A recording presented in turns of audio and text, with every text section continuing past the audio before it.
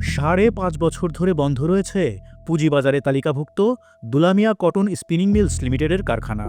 কারখানাটির জায়গায় এখন কার্যক্রম চালাচ্ছে লালতির সিড। অথচ ঢাকা স্টক এক্সচেঞ্জের ওয়েবসাইটে এখনও কোম্পানির কার্যক্রম সচল দেখানো হচ্ছে, চলছে শেয়ারের লেনদেনও। তাই প্রশ্ন উঠেছে বন্ধ কোম্পানি শেয়ার বাজারে চালু দেখানো নিয়ে। বাজার সংশ্লিষ্টরা বলছেন এটি কারসাজি, এর মধ্য দিয়ে বিনিয়োগকারীদের ঠকানো হচ্ছে বলে মনে করছেন তারা। দুলামিয়া কটন এবং লালতির সিড লিমিটেড উভয়ই পরিবেশ, বন ও জলবায়ু পরিবর্তন মন্ত্রী আব্দুল আওয়াল মিন্টুর মালিকানাধীন মাল্টিমোড গ্রুপের সহযোগী প্রতিষ্ঠান।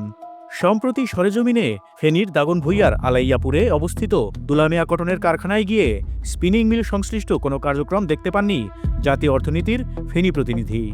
বরং কারখানার একটি অংশে চলছে মাল্টিমোড গ্রুপের অপর প্রতিষ্ঠান লালতির সিড লিমিটেডের ফেনীর জোনাল অফিসের কার্যক্রম। এর আগে কোম্পানিটির কার্যক্রম ২০২০ সালের ১৪ জুন থেকে সম্পূর্ণ বন্ধ পায় ডিএসই তদন্ত দল। কারখানা বন্ধ থাকলেও কোম্পানিটি ভুয়া মুনাফা ও লভ্যাংশ দেখিয়ে আসছে। এ কারণে ডিএসই তাদের কারণ দর্শানোর নোটিশও দিয়েছে। তবে ডিএসই কারণ দর্শানোর নোটিশ দিয়েই তাদের দায়িত্ব শেষ করেছে, পরে আর কোনো ব্যবস্থা নেয়নি। পুঁজিবাজারের বিভিন্ন আইনকানুন প্রতিনিয়ত ভেঙে চলেছে দুলামিয়া কটন। এ ব্যাপারে সব জেনেও নিশ্চুপ ভূমিকা পালন করছে স্টক এক্সচেঞ্জ ও নিয়ন্ত্রক কর্তৃপক্ষ। বাজার বিশ্লেষকেরা বলছেন এর ফলে ভুল বার্তা যায় বাজারে এবং বিনিয়োগকারীরা প্রতারিত হন। এদিকে পাহাড়সম পুঞ্জীভূত লোকসান, দায়, ঋণে জর্জরিত থাকলেও কোম্পানিটি ২০২৪-২৫ অর্থবছরের জন্য নিট মুনাফা দেখিয়েছে ১৮,৬৮,০০০ টাকা। মুনাফা দেখিয়ে লভ্যাংশ ঘোষণার পর বিনিয়োগকারীদের দিতে পারছে না তারা। এসব বিষয়ে মাল্টিমোড গ্রুপের চেয়ারম্যান আব্দুল আওয়াল মিন্টুর বক্তব্য জানতে তাকে ফোন করে কোনো সাড়া পাওয়া যায়নি। পরে মেসেজ দিলেও কোনো উত্তর আসেনি। পরে দুলামিয়া কটনের কোম্পানি সেক্রেটারি কাজী ইকরামুল হকের সঙ্গে যোগাযোগ করা হলে তিনি দৈনিক জাতীয় অর্থনীতিকে বলেন, বিডিবিএল-এর যে ঋণ রয়েছে সে ব্যাপারে এখনও কোনো পদক্ষেপ নেওয়া হয়নি। এই ঋণের ব্যাপারে কোম্পানিটির ব্যবস্থাপনা কর্তৃপক্ষ এখনও সিদ্ধান্তহীনতায় আছেন।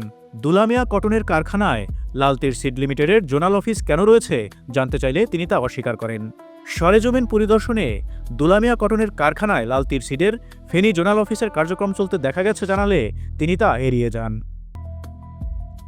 স্থায়ী সম্পদের হিসেবেও গরমিল দেখা গেছে। দুলামিয়া কটন ২০২৪-২৫ অর্থবছরে কোম্পানির সম্পত্তি, কারখানা এবং সরঞ্জামের মূল্যমান দেখিয়েছে ৫,৯৪,০০,০০০ টাকা।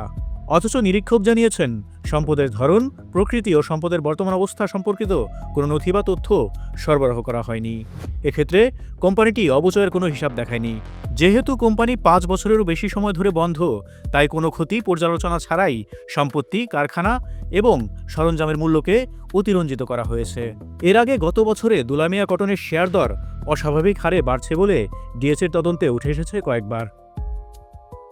দুলামিয়া কটনের এসব অনিয়মের ব্যাপারে প্রশ্ন করা হলে পুঁজিবাজার নিয়ন্ত্রক সংস্থা বাংলাদেশ সিকিউরিটিজ অ্যান্ড এক্সচেঞ্জ কমিশনের মুখপাত্র আবুল কালাম জাতীয় অর্থনীতিকে বলেন, কোম্পানিটির অনিয়ম খতিয়ে দেখে প্রয়োজনীয় ব্যবস্থা নেবে কমিশন।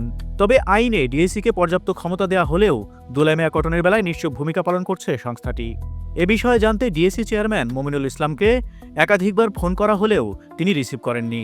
ডিএসই কার্যালয়ে গেলেও তার বক্তব্য পাওয়া যায়নি। পরে তাকে মেসেজ পাঠানো হলেও তিনি সাড়া দেননি।